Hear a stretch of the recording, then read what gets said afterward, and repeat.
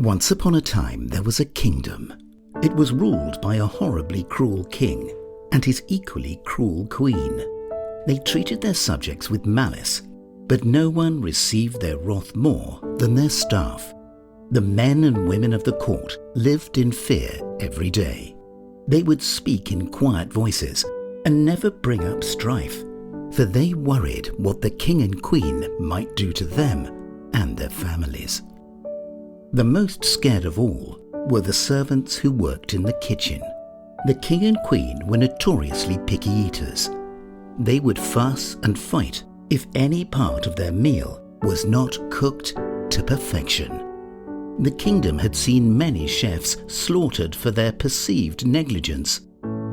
Their latest chef was a young woman.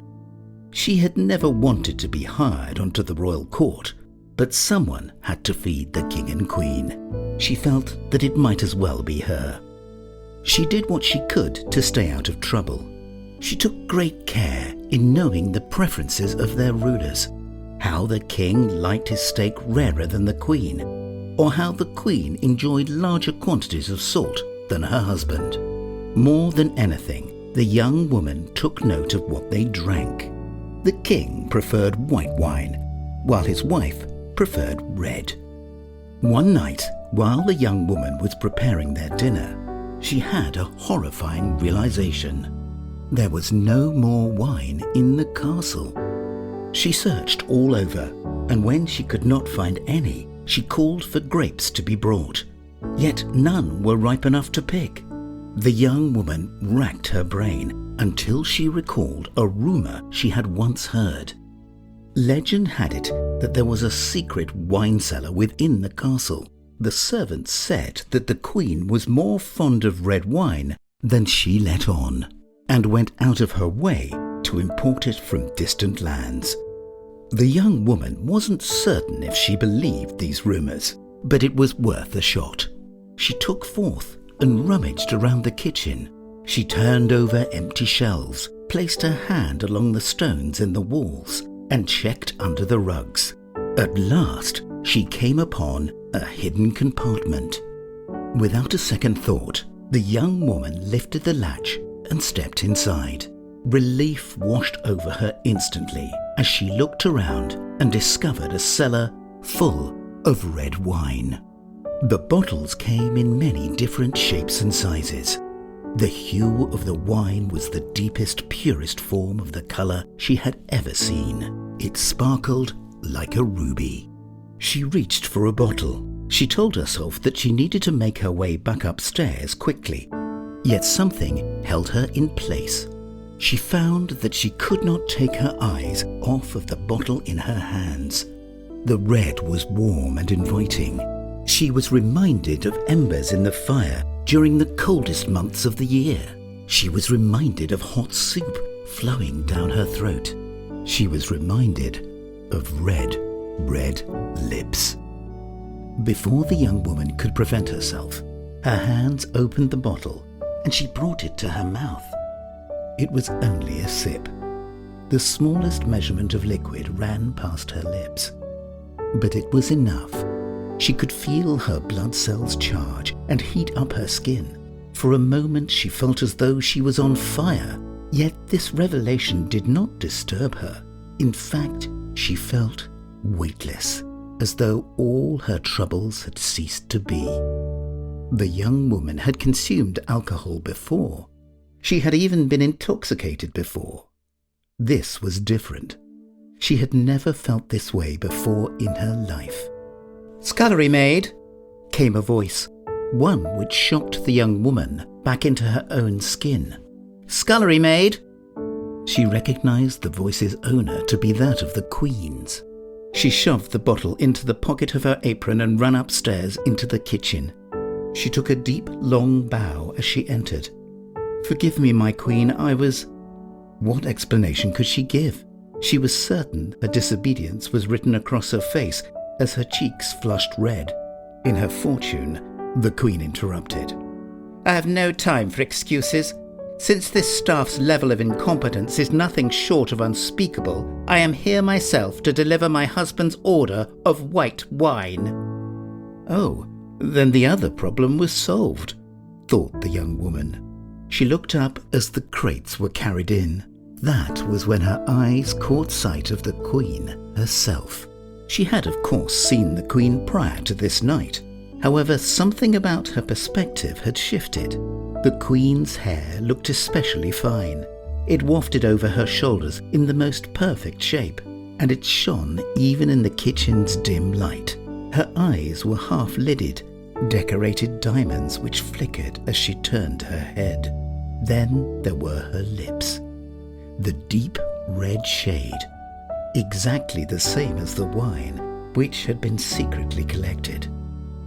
The young woman felt as though she had started to float. Suddenly, she could see a life between her and the Queen. She saw the two of them waking up together, having breakfast, planning out their day, going for walks.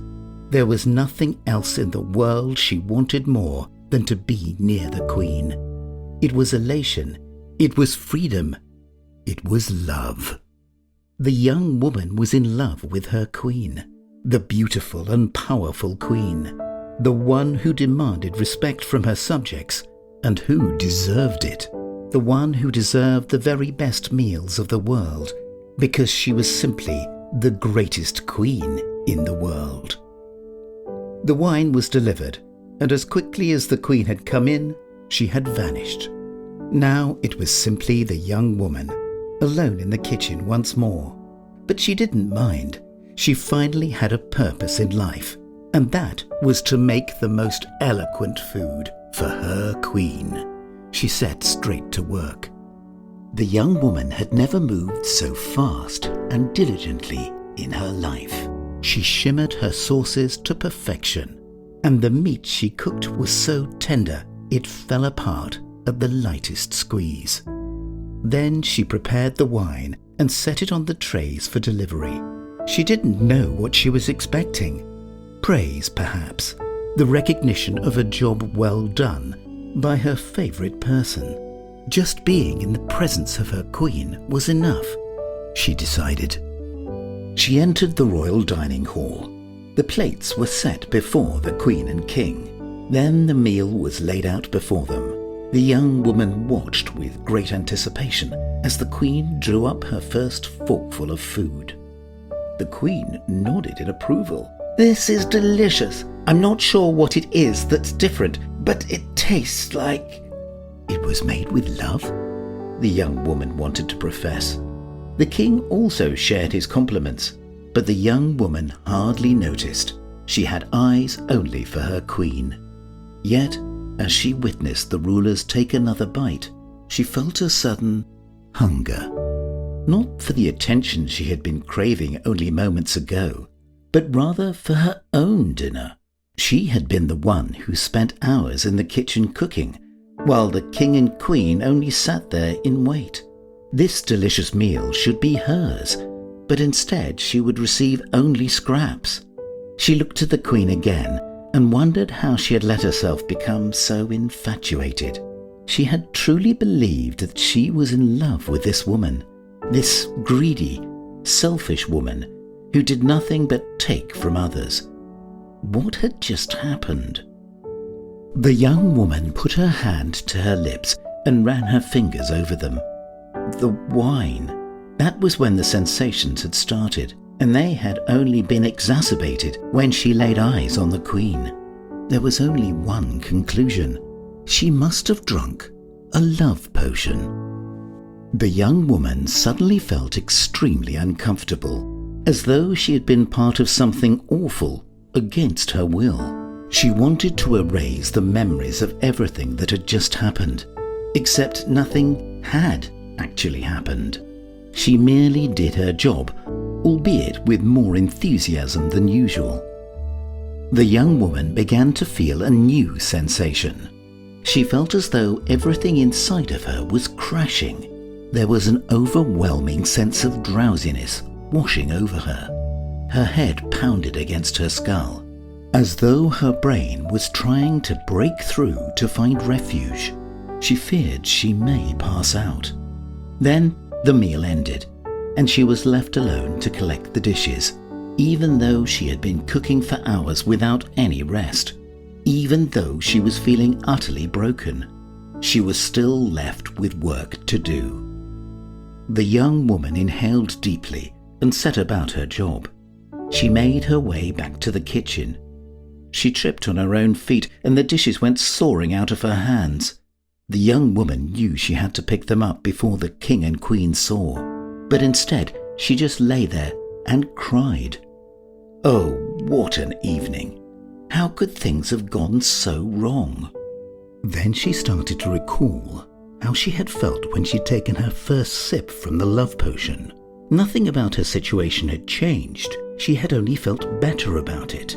She hadn't minded all the work because her head had been so clouded by her heart. Even if the feelings weren't real, they had still been nice. She thought about what would happen if she took another sip. Would all this pain go away? Would she once more feel as though she were floating and longed for nothing except to please her queen? It certainly seemed like a better alternative than the situation she currently found herself in. The young woman reached for the bottle, still stashed in her apron. The glass felt cool against her skin. The liquid had retained its ruby red glow. Once more, the young woman felt a warmth overcome her. Even before she'd managed to place it against her lips to drink from, the young woman had opened her mouth. The instant it touched her tongue, she felt her headache dissipate. "What are you doing?" a voice from behind her demanded. The young woman felt herself become ecstatic as she recognized it for the voice of her beloved. "What is this mess? Clean it up at once, or I'll have your head removed." The young woman only nodded at her words. They were such beautiful words coming from her. She got up and did as instructed. All the while she felt as though she was floating on air. How could she possibly feel so gloomy when someone as beautiful and magnificent as the queen was nearby? The rest of the night went on like a dream until the young woman finally headed to bed herself. In her mind she saw images of the queen play out. She dreamt of all the wonderful food she could cook for Her Majesty, and how every day she could bring her queen a little bit of happiness. That was enough. It had to be enough. When the sun rose the next morning, the young woman found herself unable to get out of bed. The sun shone far more brightly than it ever had before, and it burned her eyes. She wanted to roll over and never leave from her covers. She felt simultaneously too warm and too cold. The thought of getting up for another day of hard labor was too much to bear. Yet, what choice did she have? Staying in bed was not an option, as deeply as she wished it. The king and queen needed to be fed, and she was their cook. As she arose, the bottle from last night fell from her pillow. To her great relief, it had not shattered upon hitting the ground. However, this did not calm the young woman as she acknowledged its presence.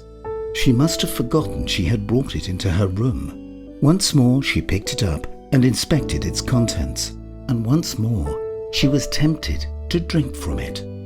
She thought of the risks. She couldn't keep this up forever, after all. What if anyone found out? Would it cost her this job? Her life? It was more than that, however. She didn't like that the feelings she developed were against her will. All the same, did she help herself by remaining broken and helpless? The young woman fell to the ground, unable to hold up her own weight any longer. She knew it was wrong, and yet she didn't care.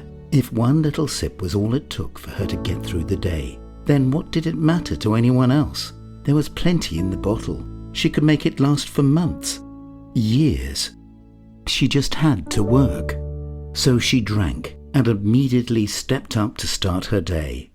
Just like before, the weight of the world had been lifted. She felt nothing but energetic as she worked for her beautiful queen. Back and forth this little game played. The young woman hated herself every time she took a drink from the bottle, and yet she did nothing to stop herself. Soon a single sip wasn't enough. She found the effects wore off much quicker than before, and she had to consume more. Suddenly, she was taking whole gulps throughout the day. It wasn't long afterwards that the bottle became empty. The young woman wailed as she felt the effects leave her and the aftermath settle in. She cried for her body, which felt broken and torn. She wanted out of this cycle, and yet she did not know how to stop, especially when she knew where to find more. That evening, before preparing the royal dinner, the young woman went back to the wine cellar. She opened the secret compartment and entered it. What she witnessed down there was a horrifying sight. The chamber had been emptied. The young woman fell to her knees and wept bitterly. What was she to do now? Where had the supply gone? "I had it moved," a voice said. The same voice which always seemed to be interrupting her thoughts. The young woman turned up to see the queen waiting for her. Yet something was different about her. The usual aura of authority was depleted. Were it not for the fancy dress and jewelry, the young woman would have mistaken the queen for anyone else in the kingdom. "You need to leave," the queen went on. "It's not safe here. Not now that you know this secret." The young woman got up on her feet. "Why?" The queen did not say anything. She just smiled. It was the saddest expression the young woman had ever seen. She didn't know why it had never crossed her mind before. Why was there a chamber full of love potion to begin with? There was only one reason, of course, and she stood there. Two women, both broken. "Come with me," the young woman persisted. She had felt hours of love for this queen. Even if they were false, she couldn't deny them now, especially now that she had seen the queen as she truly was. She wondered what kind of ruler she would have been had she not entered this cycle. The young woman also wondered how cruel the king must be to his own wife to make her choose this. The queen shook her head. "I never had a choice in the matter. This is my life." The young woman understood. "In that case, let me prepare one last dinner for you." The two headed back up to the kitchen, and the queen watched on as the young woman cooked. Her head still ached, but the pain was starting to die down. She worked until the meal was prepared. Then the two of them went to the dining hall where the king was waiting. The queen took her seat next to him. When she was handed her wine, she took a long drink.